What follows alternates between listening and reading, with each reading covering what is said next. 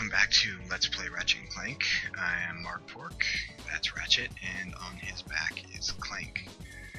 So, Ratchet and Clank games and levels, most of the planets, tend to have about two paths you can take at the start, plus or minus one, usually, I guess. Picking up some bolts. So down there, in that gigantic crater, is the end of the path over there. Obviously you have to go down, over the bridge, and through there.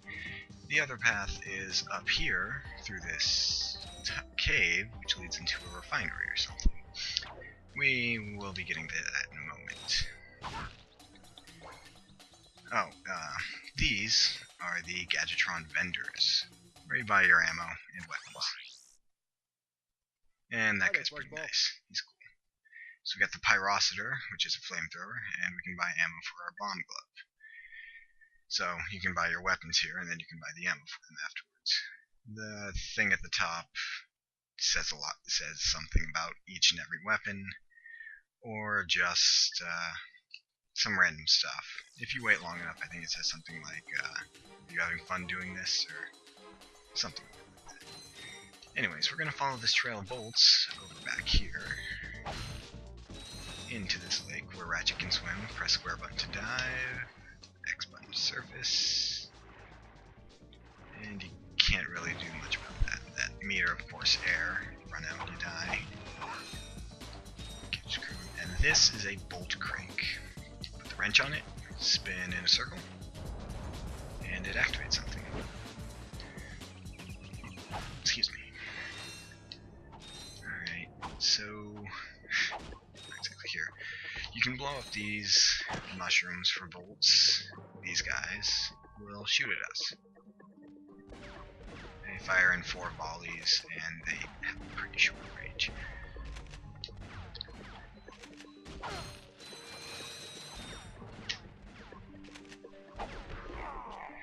So, your regular 3-hit combo does 1 damage per hit, and it tends to time it so that you can keep hitting the person after you. The first strike goes through, so no mercy. Invincibility. The comet strike is just a single hit, but the overhead strike, the hyper strike, counts 2. So it'll take out most small enemies, I think all small enemies, and a couple of the medium-sized ones. So pretty much a single hit. And this guy just jumped on a mushroom. And I just jumped into fire. That's not a good thing to do. More bomb. You do want to try and conserve your weapon ammunition for a while at least. Spending bolts on ammo is really only something you should do if you know there's a tough fight coming up. So, that's the end of the cave, or is it? We go under, we see a pipe, surface for maximum air here. And we go up. And we end up at the top of this tank with 2 smaller tanks around it and some boxes. Gotta find the boxes. As you can see there, Ratchet's wrench hit even that 3rd box over there. It's got a pretty nice reach to it. Oftentimes, if you're within striking distance of an opponent, you've still got a little bit of maneuver room before they can hit you.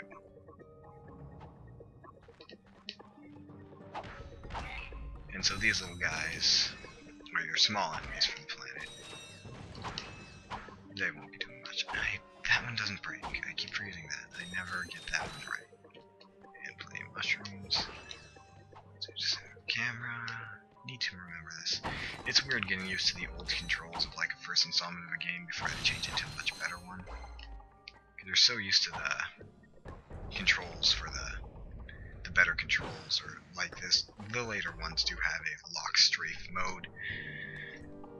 Excuse me, my computer acting up.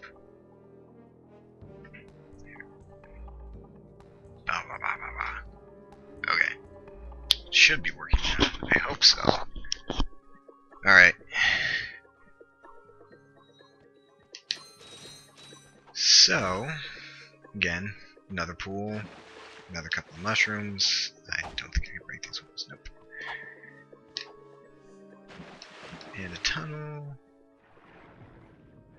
And you can see some nanotech up there, which is always good.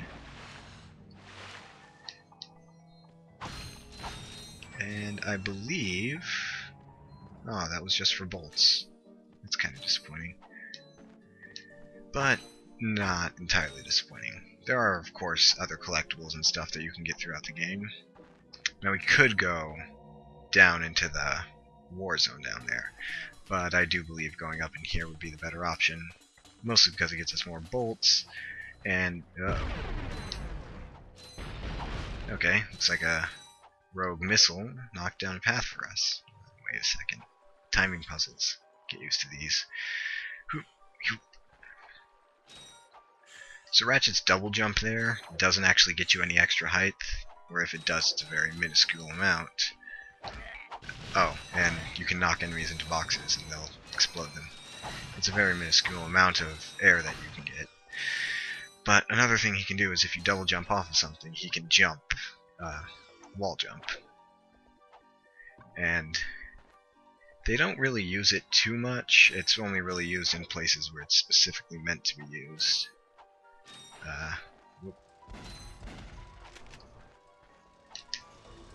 Yeah, don't touch the buzzsaws, obviously.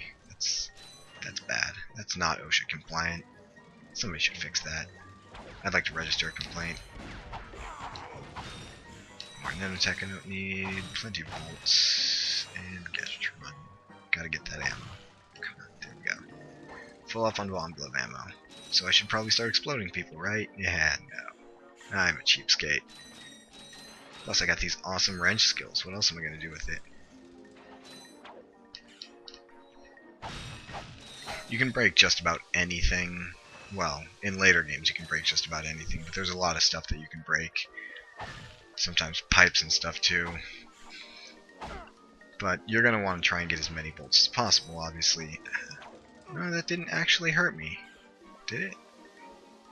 No. Nope. So you just get knocked back. Those don't hurt you. You're going to want to try and get as many bolts as possible since...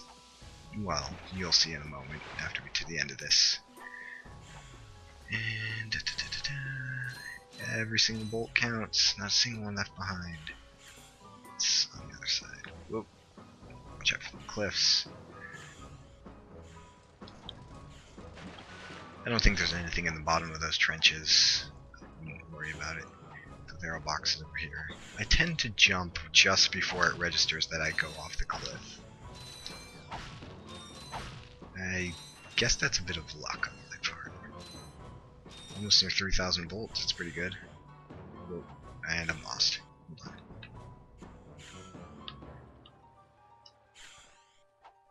There we go. There's a lot of paths like these. No railings, really? Come on.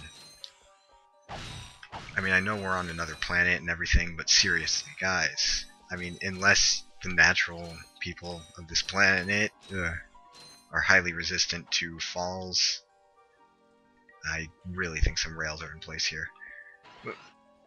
Alright, so coming up next we have a scene with this guy. He'll be showing up a couple times throughout the game and through the future games. But let's go talk to him. Dad blast it! Look, plumber's crack. What did you just say? I said, look, the plumber's back. All right, wise guy. Shouldn't you be on one of them escape transports? Escape transports? Newsflash, giant robots attacking! The escape transports are taking all the rich folks off this god-darn planet. So why aren't you on one? Socioeconomic disparity. What? He hasn't got enough bolts. Working people have to wait for Captain Quark to save us. Well, got anything worth a lot of bolts? I got this thing. Shows two weirdos ditching their ship. It's got coordinates to a desert planet, too. An infobot. Ratchet, we could use that. So we can buy an infobot off this guy. We will in a moment after I break everything. Yes, yeah, L1 to enter first person view. So infobots are your basic, well, they'll get you to the next planet. They'll give you coordinates as well as a little scene explaining what's going on with that planet. So you're going to want to get all of them. And technically you have to. There isn't a single optional planet in this place. As for this guy, He is modeled after one of the design leads, I believe. Maybe one of the producers. But he shows up in pretty much every single Ratchet and Clank game.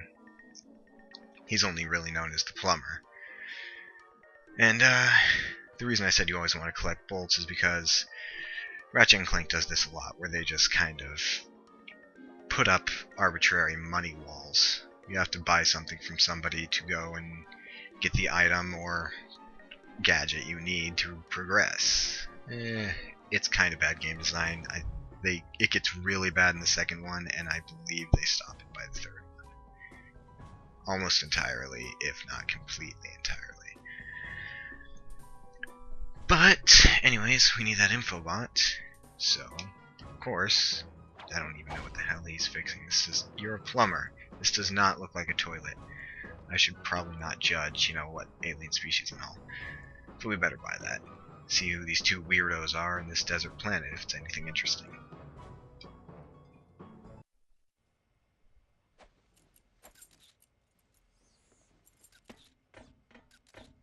Geronimo! Did he just slide down a sewer pipe? Mayday, mayday! This is the solar ship Radical. We seem to be under attack from the planet's surface. Relax, kid. It looks like some sort of fireworks display. Probably in your honor. Whoa! That was close! Ah! Pipe down, I can't concentrate. Oh, we've been hit! An unexpected detour. When we land, I'll see if I can scare up an exhibition for you. We're not gonna live that long! Kid, let's M-screen! Eject! Eject! Did you see that guy on the left? That was Skid McMarks. Does he know Captain Quark? I doubt it. He's a pro hoverboarder, always going off about how cool he is. Looks like he's in trouble. I'll say. I've never seen him look so freaked out. Gadgetron infobots give you coordinates for new planets. Now that you have the infobot for planet Iridia, you'll need to find a ship. Yeah, so we're going to need a ship to actually, you know, go to other places. We should probably do something about that. Infobots, like I said, make you get to next planet. Shh, we're just going to take the plumber's shortcut down here. And if I'm right, we might have enough left over to buy the pyrocitor. Wahaha. Let's see. 25,000, yep. So whenever you buy a new weapon, it only comes at half ammo. But like I said, buying ammo, eat at Joe's, of course. Gotta have that in. Anyway, buying ammo is a bit of a kind of a crock, since you can. Whoop. Oh yeah, gotta burn so many things with this. There's also a little scene every time you get a new weapon or gadget. Whoosh, look at that. Oh yeah. The Pyrocitor is really good for taking out crowds of small enemies. It kind of wanes in usefulness later on in the game, but for the most part, this thing is very, very helpful, especially in the very early game. But I think that's about it for this episode. We'll go explore the battlefield down there in the next one. Well, thank you for watching, and I will see you next episode.